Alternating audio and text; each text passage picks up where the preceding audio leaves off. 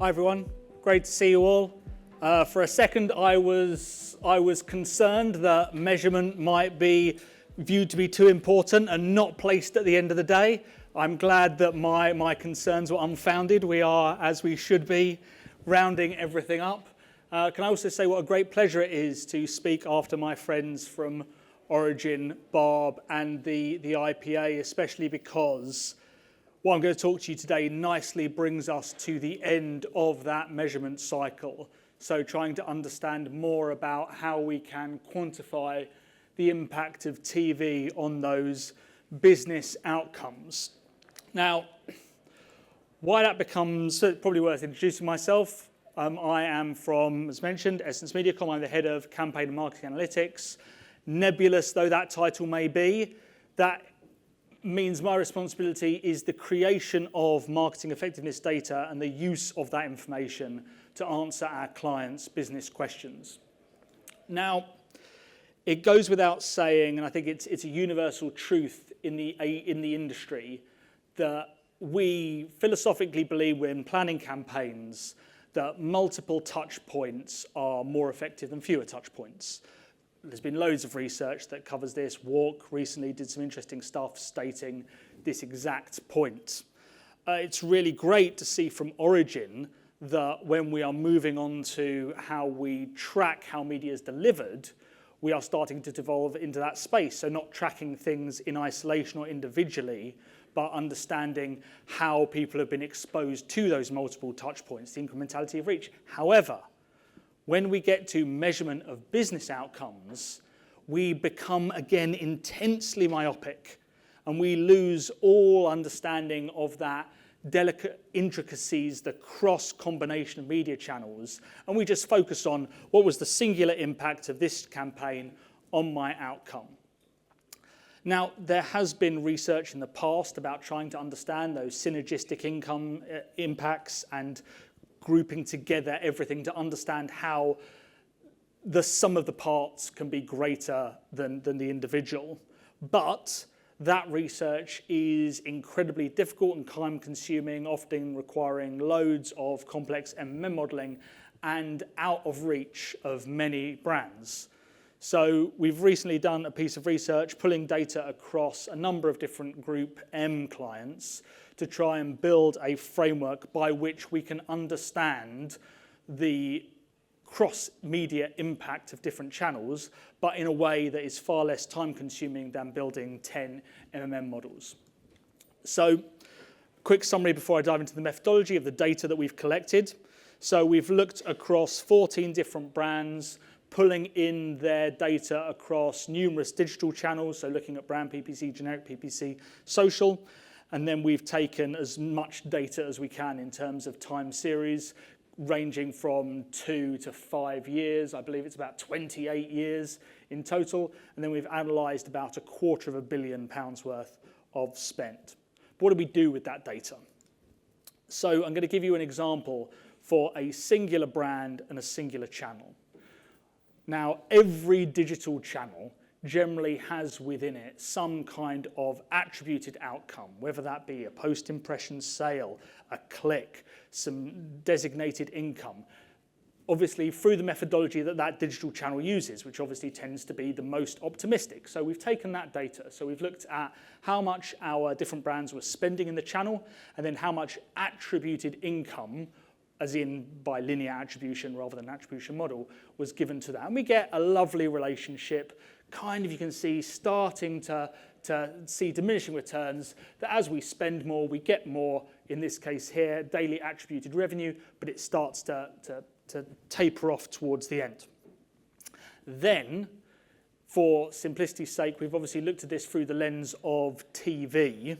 We've looked at splitting out that data on periods when we had a significant, generally more than about 25 to 50k a week worth of AV spend, so we looked at TV and BVOD, versus when we didn't have any spend in market at that time.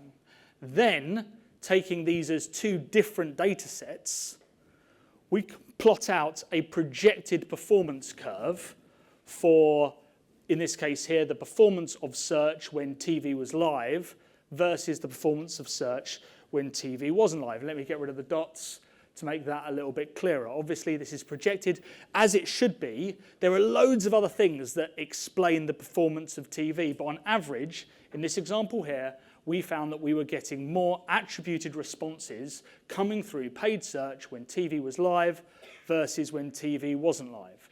And then we can obviously track out those relationships at different levels of spend. So we did this for each of the 30 combinations of brands and media channels that I looked at earlier, and calculated at an average level of spend how much more effective we saw the channel performing when TV was live. The bars here represent each of the 30 data points, case studies, whatever you might want to call it, we had. So although, it's worth mentioning, we had a few notable examples where we seemed to see lower levels of performance when TV was live. Now that might be just random noise. Obviously you're going to get things going on. It might be that TV drove people not to click on a display advert or not to go online. It might have drove people in store.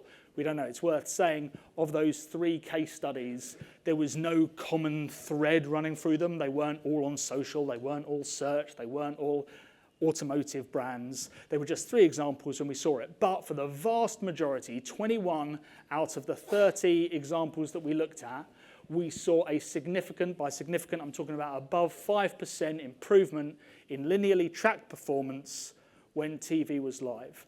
And this obviously resonates with us as thinking about how media works and how when we see a campaign, it's not the singular parts of it, it's everything working together. Exactly the reason why we're looking for industry solutions like Origin.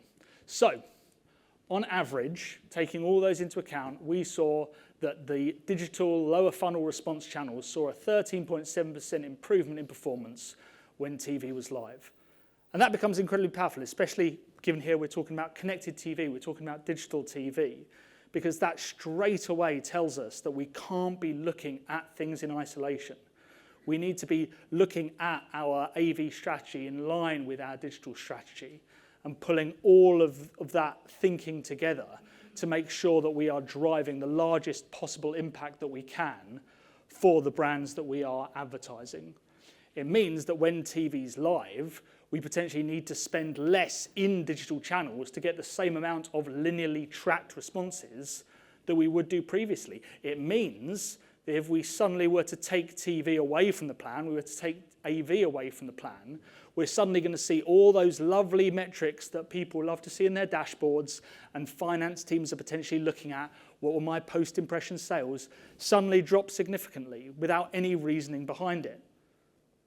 And that becomes a hugely important part of deciding how we should be allocating budget and how we should be distributing our planning.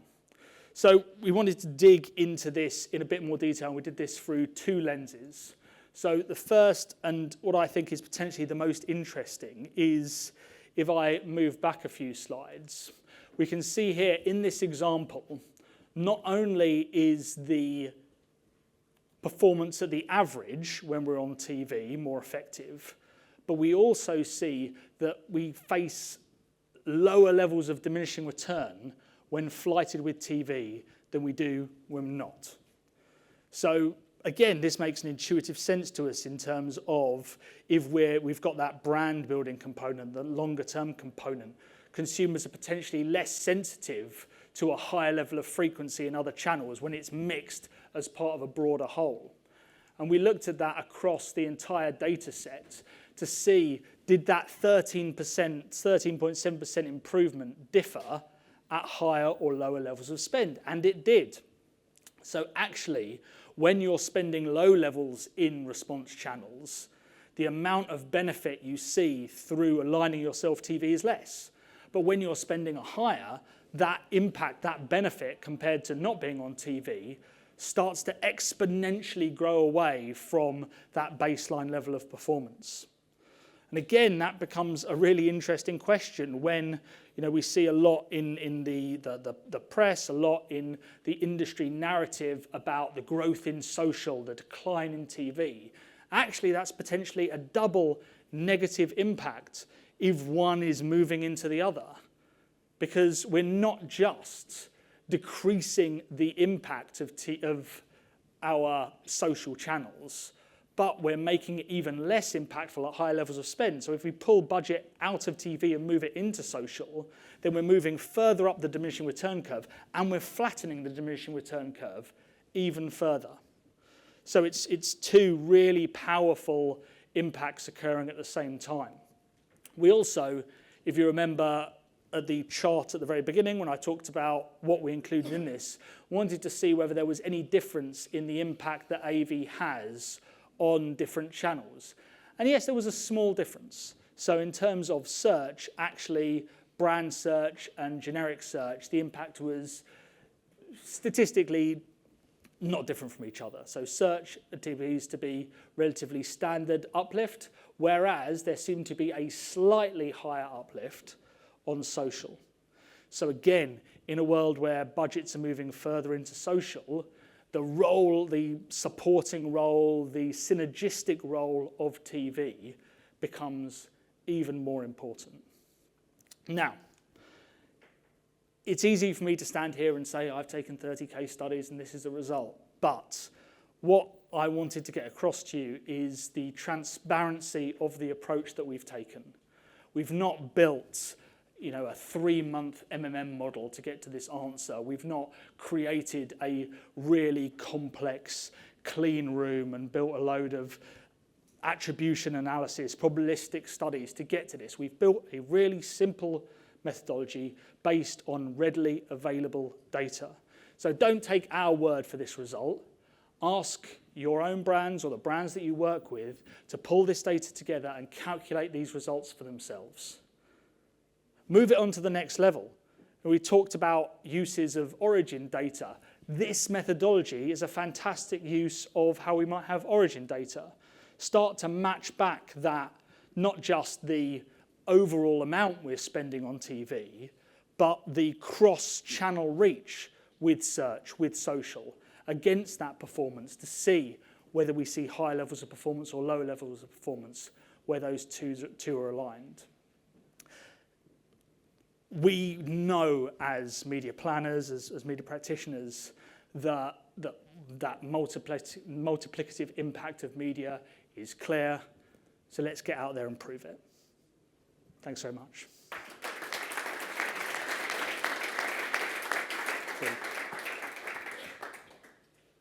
We do have time for a question or two, if that's all right with you.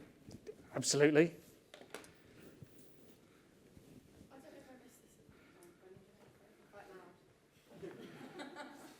I don't know if I missed this at the beginning, sorry, but how long did the TV have to be off for?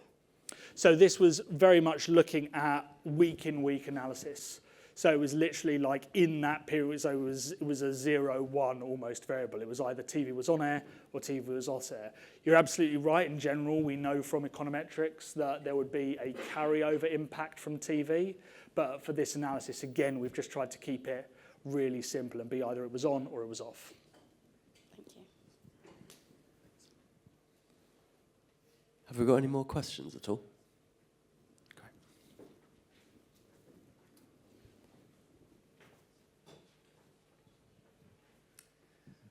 Have you seen any impact on campaigns which were addressable linear TV campaigns versus non-addressable linear campaigns?